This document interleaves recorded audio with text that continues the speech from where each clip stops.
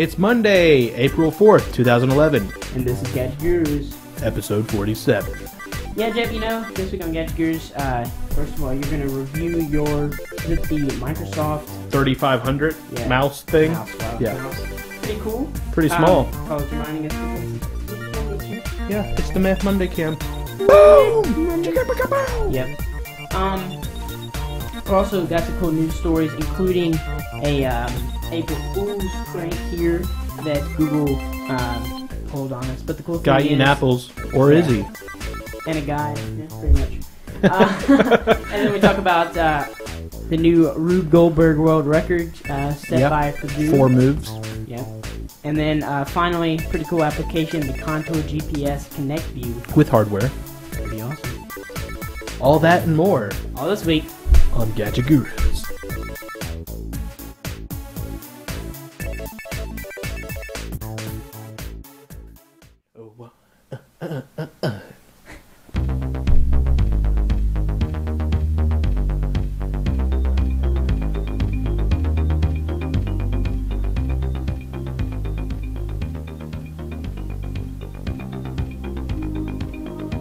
You gotta like music that we find while researching for our news segments, don't you? Oh, come on, man. Hello and welcome into Gadget Gurus. This is episode 47 for Monday, February... Wait. April Our powers 4th. combined. This is the Mia Monday. March 4th. April 4th, 2011. Oh my gosh, you're butchering this thing. I know. It's 4... 444 for Yeah. 44. And 11. PBcast 3570. I think that might be Lady Bren, but complimenting on your new mic stand, Jacob. That might be a future tweet. Oh my gosh, yes. Carlo's reminding me. So, Jacob, how are you doing today? Okay. Yeah, we got some major storms coming our way. So. Oh yeah, major, super major. There's clouds in the sky. Ooh. Nah, it was looking pretty. Oh, it's Eric. My bad. Just kidding. Yeah. So, Jay, we got a lot of news stories this week. Some of them are pretty funny, but yeah, we got some new plans in store for bbcasttv.com as well. Jeff, you wanna kind of start us off with your new gadget that you're gonna? Yeah. So, my gadget for the week is this. Boom! You guys might have remembered that we got this, or I got this. What was it, like 2 Saturdays ago? Yeah. 3? That Three? was when we installed the lighting. Yeah. Whenever we put the lighting in, I got this because I was like, hey, this is kind of cool. So, it's got the little. You can't really see that, but it's got the little nano. Here, I'll just unplug it for funsies. Oh my gosh, I just broke it off. No, I'm just kidding. Oh gosh. It's like locked in there. What the junk? I can't get it out.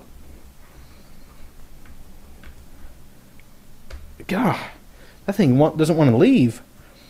So, I don't know if you can see that. See it like kind of whoa. What was that? What? Huh? That was me going, "Are you kidding me?" I just muted my junk because it made weird noises. Really? So yeah, that's right there. That's the micro nano receiver. And what's really cool about this mouse and is that just snaps in there, and then you can commence ejection by pressing the little button, and boom, just shot out like that. And you plug it in and make sure you have it the right way. Kind of got to be forceful with this thing. Not too forceful, because you will tear your junk up. But it is the Microsoft wireless mobile mouse 3500. It uses their little what is it called? Blue Track technology. Yeah. So it works on virtually any surface, because apparently blue works on any surface. That was kind of, I mean, doesn't Logitech has something they call, it's like the True Track or something. It kind of reminded me of that. True Track, Blue Track. But the main thing is, you know, a lot of people have glass desks. I don't know. Anyway. And it works on glass, which is pretty cool. It also, I mean, I've had problems with it working on this tablecloth that we have here. Like this mouse, it's an older Microsoft. Yeah, this works pretty nicely on the tablecloth. So that's cool. And it glides pretty good, too. Just like, I thought it was going to keep going and just like... So, Jeff, you originally bought that for, like, your work machine? Yeah, but I don't really use it for it because I said I was going to put it on my timesheet, but I didn't because it's mine. I'm keeping it mine. It's mine. I'm not going to let you have it. Plus, like, when would I ever use this at work? Because I'm in the field with this laptop. So you're just going to... So I would be that was like... one of the complaints is why you got your netbook instead of your... I won't be, like, setting it down and pulling the mouse out and going to town. Because it's got a touchpad. And the touchpad works just as good. Or well, sorry. Yeah. Sorry, Carlo. I don't know why I said Carlo. And, so, yeah. It's pretty cool. It's what? It says 23 $24 Yeah. US dollars. And I'm sure you could probably find that cheaper online because we definitely did buy it at Target. You can actually find it for cheaper online, probably. What's it called? It is the Wireless Mobile Mouse 3500 by Microsoft. So, yeah, as we all start googly. Googly doogly. Yeah, $20 on Amazon. $20. 24 at Walmart. 24 $15 at Best Buy.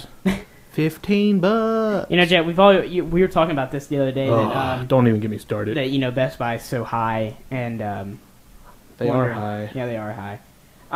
But anyway, that's pretty cool. One of the complaints well, it's not really a complaint, but one of the things I tend to like about the Logitech mice, keyboard combos. Mises.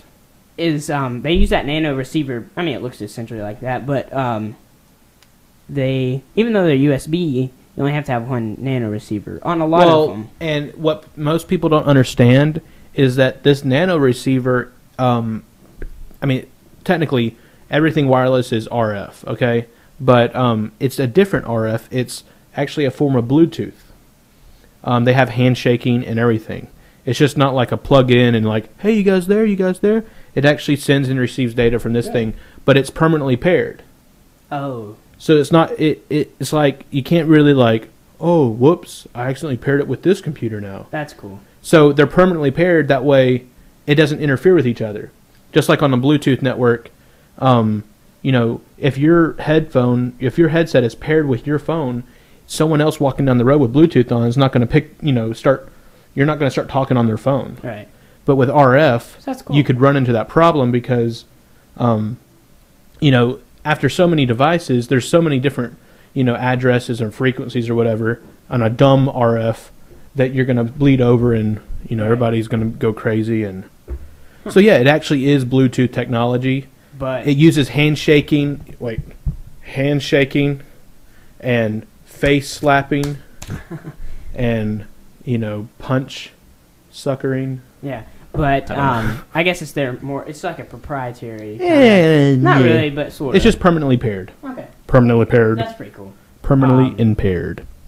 And another cool thing is, I've noticed a lot of like Logitech stuff. I know we're talking about my Microsoft mouse, but a lot of the same things like my Logitech keyboard are like this one as well. It has the volume controls and things, and they've now like standardized those combinations because on a wired keyboard they could use whatever would and work with. That goes right back to that whole like when you go to the nano receiver type deal, it does actually cross over to that Bluetooth frequency band. Right. And this stuff just acts as like a Bluetooth volume control. And the cool thing about that is, like, you know, I use Linux on a daily basis. The cool thing is, no matter, like, the super key still works, which, even though it's a Windows key or whatever. Yeah. And then also, like, volume controls work out of the box, no drivers installed, no nothing. And Ubuntu or whatever Linux distro you use, if they built that in, you've got it working. And, like, my Logitech mouse, I think it's the Marathon mouse, but it has, like, it has programmable keys, and it already comes with. I haven't programmed them because I like it because, like the ones on the left, it has like right here. If it has like for thumb controls, you can go forward and back if you're using a web browser or the Nautilus file browser or whatever. And it's pretty cool because, you know, I mean, I like things to just work out of the box because I appreciate, you know, when people build drivers in and I don't have to go to Microsoft.com or Logitech.com to find all this. Which even in like Windows 7, it'll still, if it's Microsoft or Logitech or some of the mainstream things, it will still go out there and pull in their software that they needs to run it. Like this is the IntelliPoint stuff. So we'll go out and get the IntelliPoint software as soon as you plug it in. I mean, it's pretty good. Yeah. Why am I so far over? Oh my gosh. So, like I said, we've got I mean, that's pretty interesting. I like talking about. It's pretty interesting, but I got something better. No, I'm just kidding. Well, not really. And maybe next week, if we don't have anything new, we'll talk about. Well, actually, we will have something new, so I think we're going to hold that off. We'll probably talk about the new mixer that we're going to get in. Oh, you told them. Oh, you did? No, you told them. Not this episode. You just said it. About what? The mixer. I didn't. You just said it. You said the new mixer we're getting in. Oh. True. Oh, okay, never mind. I got you now. But we'll talk about the new mixer. You said it again. No, I'm just kidding. Yeah. It's going to be a fun review. We've done one mixer review on Gadget Gurus. That was like We're going to set it right here. Dude, that would actually be kind of cool. What? I'm just Having saying. It right here? Yeah. Because they'll be like, no, Nick. Boom. And you'll be like, oh, come on. Because they'll have mute buttons. No, we're already talking about it. I didn't mean to say it like that. I mean, I didn't mean to say that we were going to save it until the show to say what it was going to be. Okay? It's not a secret, trust me. But anyway, Jeff, this is pretty cool. And GoPro provided us with our theme music. Don't tell them, but the reason I was There'll on be a GoPro, lawsuit at the end of the show. Yeah. Thanks. Link Slifer, what's up? GoPro released their 3D camera system this week. Oh, yeah. Is it 5? Five is alive. Hey, it looks like Johnny Five. That's hilarious. And the cool thing is, I don't know why. The cool thing is they're branding it as the world's cheapest 3D camera. You know why? Pretty sweet. You know why? Because it's two of them back to back. And you know what else it does? All it does, they have a. It just records 2 video clips, and software does it afterwards. No, actually, they have a proprietary port, kind of like the link. Even though the link port is like, it just basically tells the other camera and whatever to start recording, and then synchronizes them. Yeah, and it's got this little mount. Now, granted, the mount's like $150, and the whole thing, I think I said this, is $600 and some odd dollars. What? But when you think about how much these cameras are, they're $250. So yeah, that's not bad. Yeah, I think it's not bad to do. I think it's $250, so that'd be $500, and then like the mount and some other things, and that brings you to about $600 to $650. And what I'll do, I'll link in the show notes to a interview that Robert Scoble did. He's really big. He does like startup interviews and stuff. Mm-hmm. And he's never talked to the GoPro people, and it just so happened. Well, I'm sure GoPro planned this, but this is actually how I found out about it. This launched today. World's smallest 1080p 3D camera. Yeah, today. Sorry, that always confused me because this computer's a day ahead for some reason. We got to change that. It's got 4.5. So like every single time I do PB at night, I say the wrong episode. Anyway, so that's pretty cool. Jeff, I know that we love to compare things to Apple products all the time. And we've essentially talked about the Zoom for, ages now. We talked about it, how we thought it might be the first viable Android tablet option to compete with the iPad. And then we talked about how, everybody is having problems with it and it's got a washed out screen and things. Well, this is a pretty cool article. I pull a lot of our stuff from CNET, and CNET did a cool article this week, like comparing why there's so many people who line up for the iPad 2 when it's just a minor revision to the iPad, but nobody lines up for the Zoom. You'll have like 5 people line up for the Zoom. Yeah. You want to know why? Why is that? Because it doesn't have a big follower base. That is true. I'm just. Well, Android has a big follower base. Who? Android. Yeah, but true. The diehard Android fans aren't the big diehard Zune fans. Plus, it kind of sounds like Zune, like Microsoft Zune. which nobody likes. Yeah, so everybody's like, the Zune? I don't want a Zune. I'm not lining up for that. Oh, Zoom. And Call is saying it's the price. And Yeah. I think it is. And actually at Costco, you can get it for $5.29. Wi-Fi only. Or 3G. But it's more, right? It's the same price. Well, I mean, with a contract. Oh, true. But, it's the same price. I've always thought it's interesting, and a lot of people have debated why, so many people love their Apple devices so much that they'll go sit out in lines for 8 hours, 12 hours, before it even launches. But really, I don't... Yeah, Well, it's I with guess you're right. Verizon, so yeah. Yeah. No, well, he was saying the iPad. The iPad's pay-as-you-go. What? Yeah, so you pay Yeah, for... You have to pay-as-you- pay for don't your go. whole month. Yeah, true. I'm just kidding. I love how Nick always agrees with me, Yeah, even though he true. doesn't. He's like, yeah, I hate iPads. Let me look it up on my iPad. Oh, wait. And he has his head like this. He's like, No.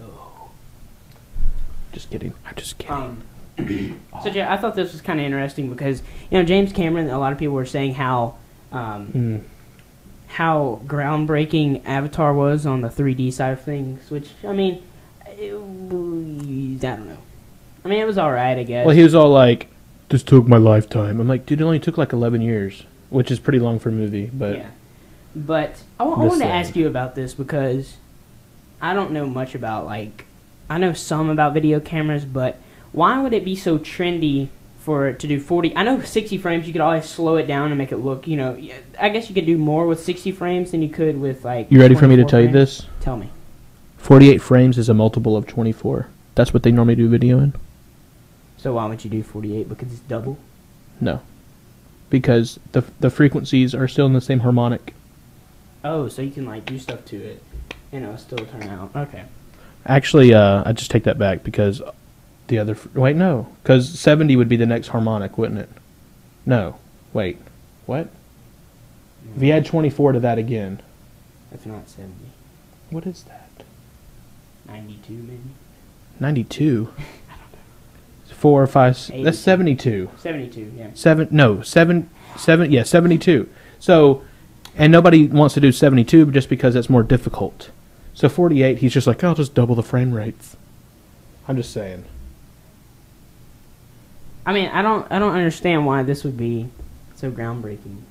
Because nobody's doing 48 frames apparently. Oh, okay, well, I don't know. Everybody's like, oh, 60's the new 24, and he's like, oh yeah, 48's the new 30. We were messing around with the point gray. The other day. And 60 is pretty awesome because it tracks everything. I think that you do. 48's like, wow, it looks slightly less ghostly, but not as crisp as 60. And 60 is freaky when you look at it. Well, yeah. I mean, because it looks like everybody's going real fast. Yeah. Even though they're not. You And just see more frames, so your brain is still trying to add in the other frames that it's used to. Because face it, everybody's used to 24 to 30 frames. Okay? And really, truly, your eye can't really see much more than 24 anyways. So when you start seeing more frames than what your eye really does see, your brain's sort of like, whoa, there's more stuff there. I'm going to try to add more, take in more information. Then it's like, whoa, everything's going real fast, even though it's not. It's the same way with like we've talked about before. I don't think it was the last CES, but it wasn't this year's CES. I think it was last CES when 3D TVs were big and they were talking about the 120 hertz or 240 hertz. They're like, oh, I don't like it. It makes it look weird. Well, no, they were bragging about that being a feature. And, I mean, it's true. Yay, your TV can do 240 Now when the text is scrolling by, you can actually read it. Yeah. But now you have to go... Yeah. Sitting there, it still looks blurry because your eyes can't see that fast. Yeah. I don't know. I thought that was kind of interesting, but... I like 60 just because that's in everything. Yeah. I think 60 is sort of like a number. It's like, hey... just that the 660 hertz. Well, most everywhere is 60 hertz power. Some people are different, of course, but 60 seconds in a minute, 60 minutes in an hour. And all that stuff. Which I still don't understand why they don't keep going by multiples of 60. Why can't they have 60 days in a year? or like 60 something. Like they don't keep that going. They just change. Let's just change it. I know it's actually not make any sense whatsoever because that's stupid. Yeah, and Jacob, you're stupid. I know this is that's done by solar systems. I know this is completely off subject, but that's why I've always been pro to us switching to the metric system. Because you don't have to convert. 10. I mean, it's always based on 10. I mean, wouldn't that be crazy if they had metric counting? That would be weird. Be like, yeah, we count in noctocs and megaliths. You're like, what? Because I mean, essentially, I think how many? I know this is completely random, but like the U.S., the Virgin Islands, like all the U.S. territories, and then like Brazil. I don't know, Brazil's on metric, but some like semi-big country that's like in the South America is on the U.S. system, and that's it. I mean, or SAE is what we like to call it around SAE. here. Okay. But yeah, we're like the only ones left, which really sucks because I use it every day. When I measure things, and everybody always wants metric. You always go with metric. I always do metric because it's more precise. Well, yeah, it's more precise. It's universal. You don't have to like convert junk to get to different magnitudes. And I would guarantee you every time because you get a ton of hits on Thingiverse all the time. Like whenever you upload something, a lot of times it'll get featured. Oh yeah, there's that guy on there all the time that's print to 3D. He has like a Dimension some or another SLS machine.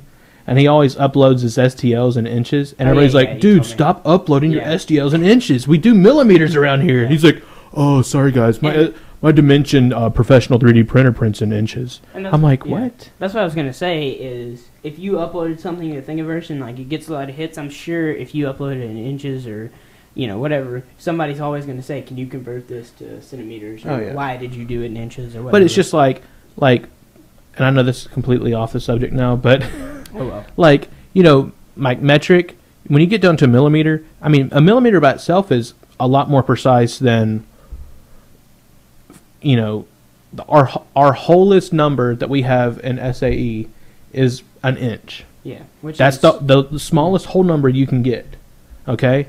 After that, you're going into fractions and and then it gets all like sub 1 and all that junk. Yeah. And you're like, oh, yeah, let me just get that 0.125. Okay. How about that 0.03125? How about that 0.06125?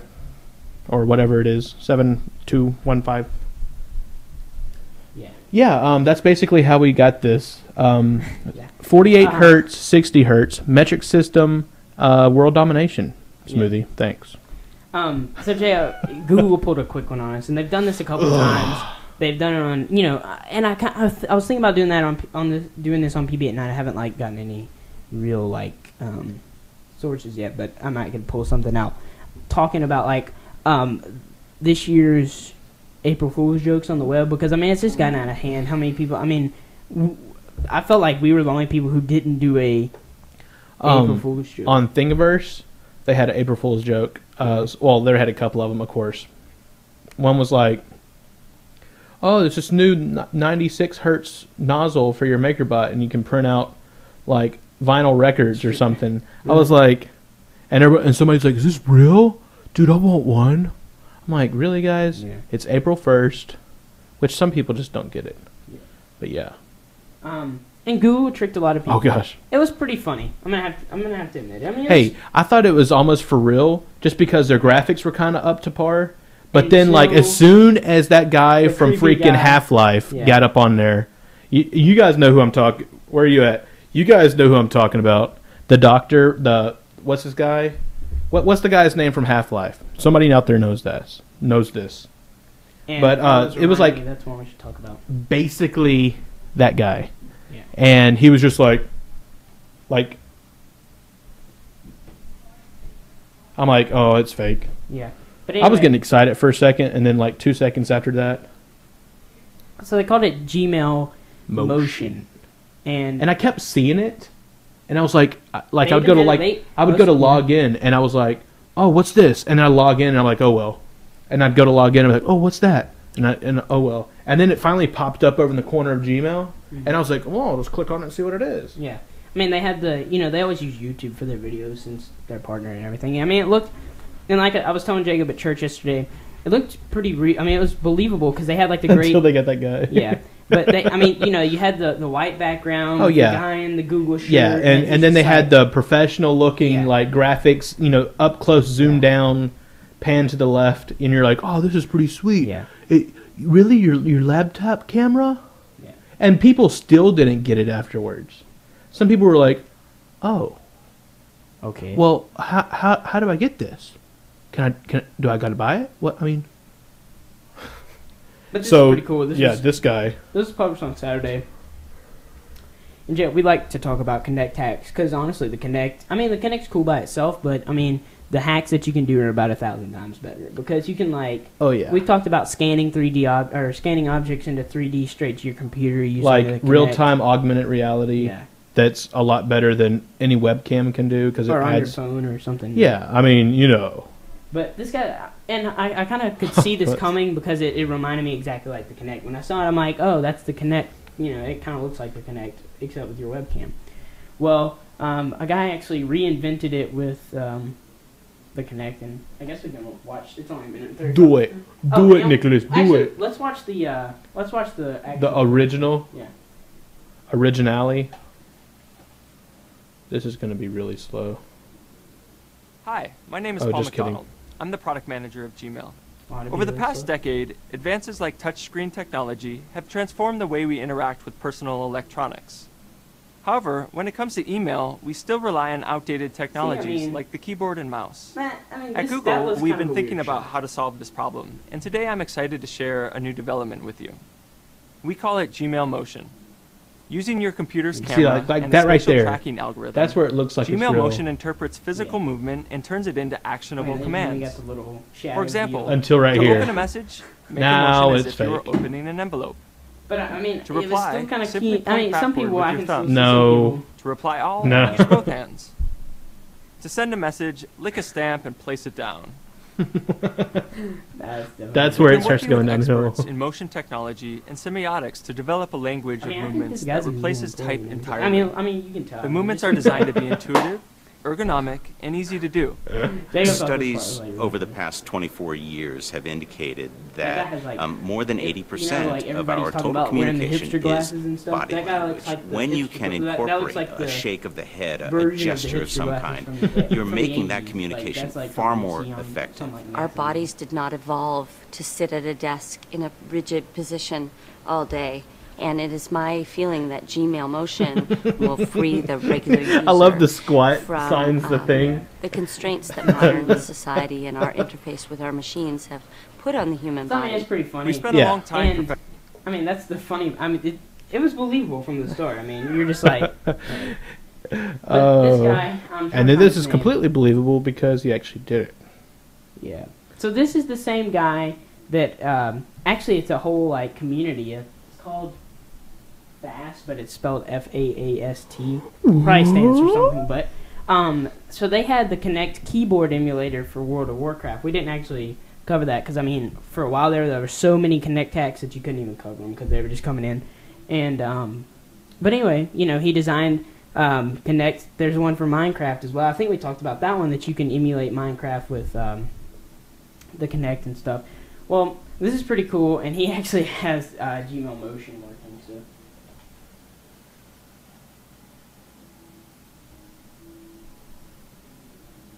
Hi, I'm Evan Suma. Here at the MXR Lab, we developed the Flexible Action and Articulated Skeleton Toolkit, which allows you to control Windows applications and games using body motion. So naturally, we were pretty excited this morning when Google announced Gmail Motion, which allows you to control Gmail using gesture. However, no offense to the geniuses at Google, but we weren't able to get their application running on our computers for whatever reason. Apparently, it's still pretty buggy. So we came up with our own middleware solution. So today we're announcing the software library optimizing obligatory waving. So if we take a look at our laptop, we'll see that I'm going to be controlling Gmail using a Microsoft Kinect sensor. So now I want to, first thing is opening up the email, and I'm going to be using the gestures that Google suggested in their video. So I'll start with the open gesture. And so now I want to reply to this email. And so now I'm going to type some text into the window using body motion. So I'm thinking ahead. And so now finally the last step is I want to send off this message, so I'm going to lick the stamp and send it. That's it. So I mean, that's pretty funny. That's great. Yeah, and I mean, I could see it kind of coming. Oh my gosh, stop waving at us. No. I can't keep a straight face short anymore. He is still waving. Not anymore, because I cut him off. Ha ha ha. Look at me, look at him, look at me, look at him. Look at me. Now look at both of us. I mean, I thought it was pretty funny. Yeah. So, I mean, hey, maybe this will actually make Google go, maybe we should start doing stuff with the Kinect. Maybe so. Or but develop the Google something else. Yeah, well, this is what I see them actually doing, and I know this is just an April Fool's joke, but I think they were doing that to gauge everybody's reaction to it, just to see how many people would actually be interested in it. Be like, oh, kind of man. sliding it under the table a little bit, like with Google 411, because nobody knew that they were using that to make their text to speech so. Well, if anybody remembers, like, was it last year's April Fool's or the year before? They had the internet through your toilet. Like you ran, they said everybody knows that there's internet tubes running throughout the toiletry system, and all you got to do is just run down a long wire through your toilet and connect it up to our proprietary connector, and you'll tap into that Wi-Fi signal at gigabit speeds. And I was like, oh wait, it was funny. Yeah, it's pretty cool. Mm-hmm. So, Jeff, I'm always a big fan of Rube Goldberg Machine. You've probably seen have you ever seen the one with, what's it called?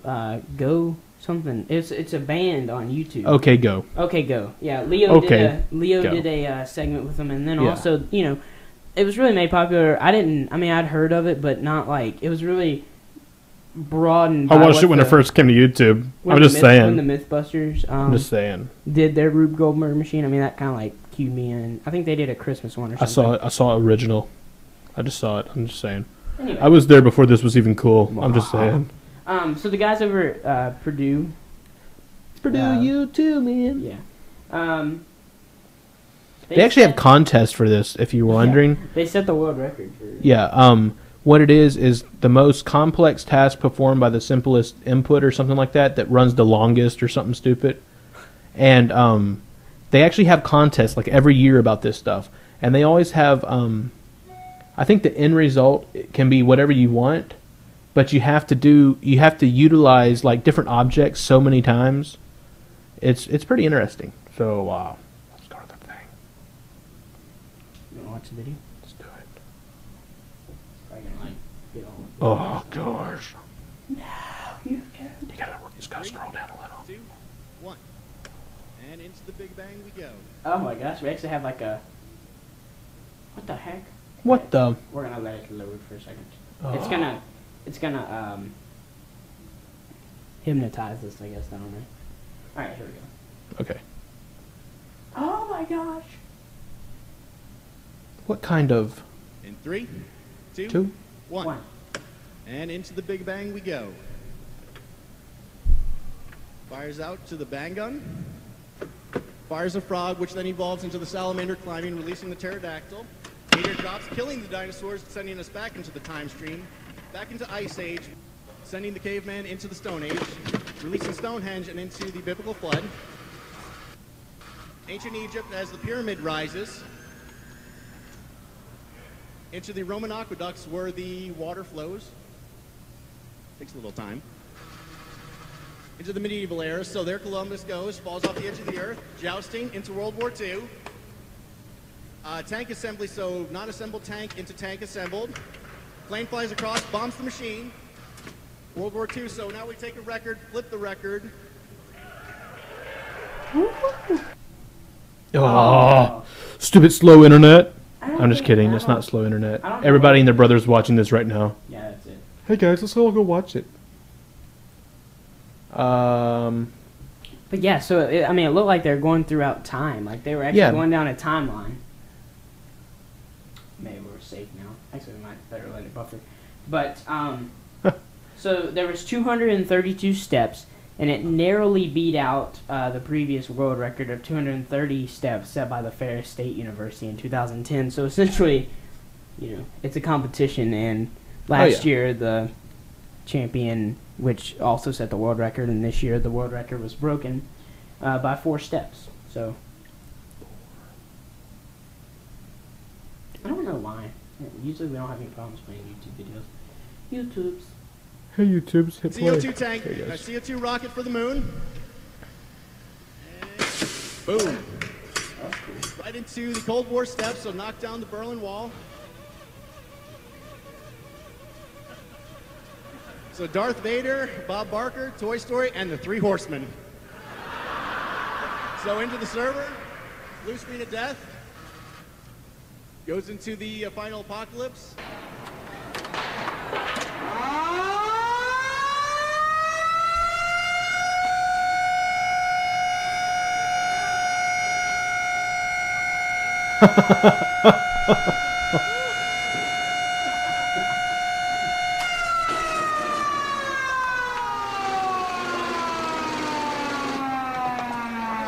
What the crap, man? It is still going. All right. Wait for it. Oh, it grew a flower. There's That no was telling how very much time this weird. took. That was kind of weird. But I have to give it to him. I mean, most of them, you said it, or, like, it's just some random outcome that they wanted. Like, let's just say the final thing was to, like, pop a balloon. Or Well, sometimes it's not even that. It's, sometimes they're given, multiple steps. Like, assemble a cheeseburger. Okay? And they got to do all this stuff. And like, oh, so they're actually given the task. Sometimes they're given a task, and then some contests they're actually given a time limit.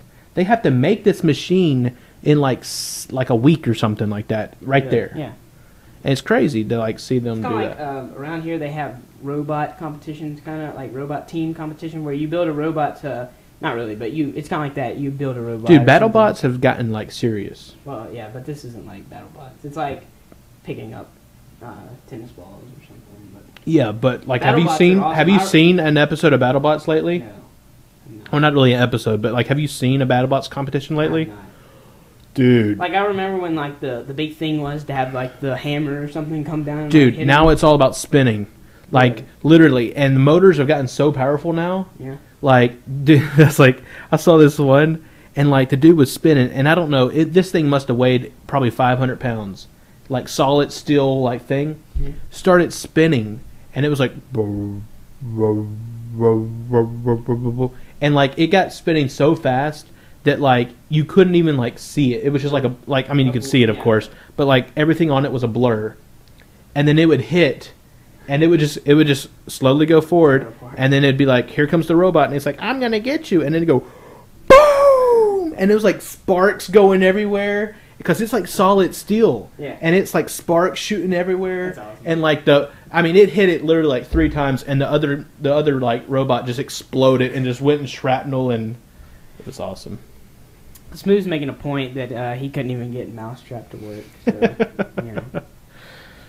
My problem is that I would always spend too much time getting it to work a different way, and my sister's like, I don't want to play with you anymore. This game's stupid. I'm like, just leave me alone and make the marbles go different places, okay? Yeah. So, Dave, our final news story for this week is the Contour GPS Connect View. So they've had this camera. We've talked about something like this. Remember that it wasn't by the same company, but remember there was a handheld camera that would interface with applications on your iPhone and even with the video recorder. And they were even thinking about building like a streaming library or something into it where you could just hold the camera and keep your iPhone in your pocket and stream. That would be pretty cool. So you have like your own little mobile streaming hotspot. Well, this thing's $350, and they make helmet cams. And the cool thing is you can actually they have a couple different applications, but one of them lets you like like this right here, it's actually, recording it and whatever. But one of the interesting things is it'll actually, this one actually has a GPS sensor built into it, and not only will it give you, you know, not only does it record and give you live view onto your iPod, but also, like, while you're going down the road, it corresponds with GPS satellite, so you really don't even have to have a data connection. So, if you don't have a data connection... Oh, GPS enabled, like internet. Right. Like a handheld GPS, but it's not, like, in your phone. So, even if you don't have, like, a lot of places, you can have GPS service, but you won't have internet service. And sometimes you can't get GPS on your phone if you don't have 3G or any connectivity. So like, they make handheld GPSs that just correspond with GPS satellites that you use out in like the woods and stuff. And it's pretty cool. And it like one of the things here is, you know how some of the cameras are like GPS enabled, and it'll like tell you where you shot the video at. It'll actually give you the latitude and longitude of where you shot the video, so you can always like go back. It kind of sounds like a what was that thing we just talked about? Camera that has a GPS built in. Oh, before that. The GoPro. It kind of sounds like something like a GoPro, but like just for your phone. Yeah. I thought it was pretty cool. I don't know. I thought it was awesome. I kind of like the handheld Bluetooth enabled one. That one was cooler. Yep. But anyway, that's pretty awesome. So, Jet, like we said, next week we'll probably be reviewing the mixer, and we'll get to the mic stands as well. They're not that interesting, but you know, mic stand. I know a lot of people are going to be wanting to know which ones we use and what kind we like to use. If you guys missed it, last week we detailed how we made our studio lighting. Go check that out. Yeah, it was pretty cool. That would be Gadget Guru's episode 46, gadget.pbcasttv.com, and I would highly recommend that you guys subscribe to the RSS feed. I think there'll be a direct link wherever you're watching this, but it's feeds.feedburner.com/Gadget Guru's video. But I should make a short URL for that, and it's in every single Gadget Guru's post that we've done RSS feeds. So if you guys like to watch pre-recorded, or not pre-recorded, like post, you know, with all the editing and stuff, make sure to check that out. We do this show live on Monday nights, 6 p.m. Central Standard Time, live.bbcasttv.com. It's released the following, or not the following Monday either. But the sideways Sunday. Yeah. What? The morning after we do the show, so... A week before the day after next week. Yeah. Which would be this week. Yes, tomorrow, actually. Yeah. That's what we like to call that, tomorrow. Tuesday morning is when it's released at 6 a.m. 6 and 7 a.m. Usually 6, because if I don't get it out by 6, it won't be posted. So anyway, guys, thanks for joining us on this episode of Gadget Gurus. Once again, Gadget Gurus episode 47. You can follow... You. Jacob on Twitter, twitter.com/Nika Jones. Oh, wait. Freaking huge. Freaking Jones. FREAKINHUGE. Yeah. Oh, jeez. And you can follow me on Twitter, twitter.com/ThatJones. So, yeah. Mm-hmm. And you can always watch these our Gadget Gurus episodes air on Monday afternoons in our live stream, because we run 24/7. So like I start them in the morning on Monday, and they run all the way, like the last 3 or 4 Gadget Gurus episodes run until we do the show. So if you want to catch up, you can always just come a little bit before we do the show at 6 and come join us. Mm-hmm. And love to have you in the chat room, which you can also find live.pbcasttv.com. Or IRC forum, #PBCastTV. Yeah, it's IRC.live. Just kidding. Don't listen to one word I'm saying. So, until next time, guys, I'm Nick Jones. And I'm Jacob Roberts. And we are the Gadget Gurus. See you guys.